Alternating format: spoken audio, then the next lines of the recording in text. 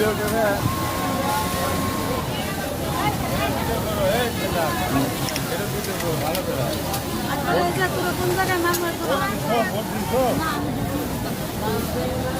বোর্ডে দেয় না রে।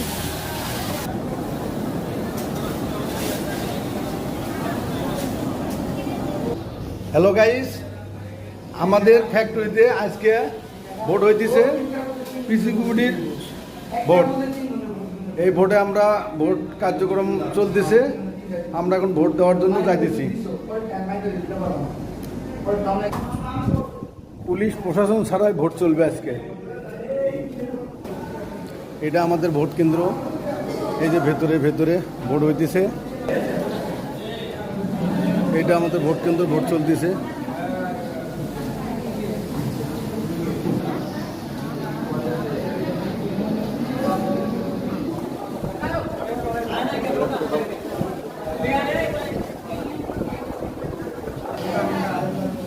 অনেক ভোটার আছে এই জায়গায়,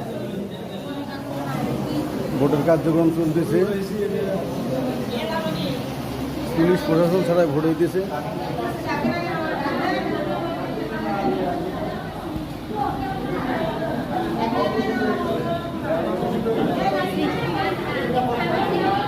এই যে আমাদের আরেকটা ক্যান্ডিডেট আছে পিসি কমিটির, এই ক্যান্ডিডেট সে ভোট করতেছে। সে ভোটে জয়ী হয়ে কি করবে, কার জন্য কি করব, সে ওয়ার্কারের জন্য কাজ করবে না মালিক বা ফ্যাক্টরির নির্দেশ অনুযায়ী কাজ করবে?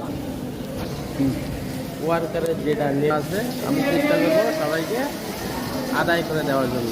ঠিক আছে, আপনারা সবাই ছাতা ভোট দেবেন। ওকে।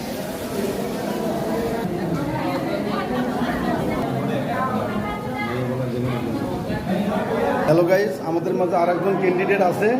এই যে আমাদের মার্কা মোহাম্মদ মাহমুদুল, সবাই ভোট দিবেন, দোয়া করবেন। আচ্ছা, তুমি ভোটে জয়ী হয়ে কি করবে, কাদের জন্য কাজ করবে, ওয়ার্কারের জন্য না কোম্পানি এবং ফ্যাক্টরির জন্য? অবশ্যই ওয়ার্কারের জন্য, কারণ পিসি কমিটির মেন উদ্দেশ্য হচ্ছে ওয়ার্কারের যে সুযোগ সুবিধা ন্যায্য পাচ্ছে কিনা, তারা সঠিক সময় তারা হচ্ছে বেতন পাচ্ছে কিনা, স্যালারি পাচ্ছে কিনা, তাদের হচ্ছে ছুটিগুলো প্রাপ্ত ছুটিগুলো পাচ্ছে কিনা, এইসব বিষয়ের জন্য তো পিসি কমিটি, তাই না? এই বিষয়ের জন্য পিসি কমিটি ইনশাল্লাহ আমি আপনাদের পাশে আছি।